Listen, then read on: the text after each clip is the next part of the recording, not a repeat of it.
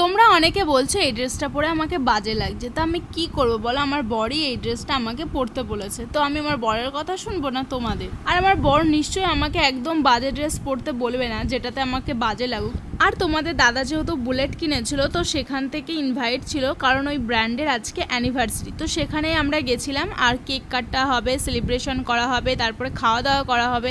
যেহেতু আমরা একটু দেরি করে গেছিলাম, তাই কেক কাটার সেলিব্রেশনটা হয়ে গেছিলো। তারপরে বাইক রাইডিং করে কিছু দূরেই আমাদেরকে নিয়ে যাওয়া হলো, মানে ক্যাফে টাইপের রেস্টুরেন্ট। আর এখানে তো প্রচণ্ড ভিড় ছিল, কোথাও জায়গায় পাওয়া যাচ্ছিল না, কিন্তু যেহেতু ছোট বাচ্চা ছিল তাই আমরা সিট পেলে আগে বসে পড়েছিলাম। আর এখানে আমাদের খেতে দিয়েছিল বিরিয়ানি, আর তোমাদের দাদা কিন্তু অভ্রকে কোলে নিয়েই খেয়েছে। আর ওকে ফোনে কার্টুনও চালিয়ে দিয়েছিল, কারণ ওইভাবে কার্টুন না চালালে আমরা দুজনে খেতে পারতাম না একসাথে, আর সব নষ্ট করে দিত। আর এদিকে দেখো আমি জল খাচ্ছি খাওয়া দাওয়ার পরে, কিন্তু ও একটু বড় বোতল দেখেছে, ও ওটাতেই জল খাবে, ওর বোতলেও জল খাবে না। আর এখন আমরা চলে যাব সোজা বাড়ি।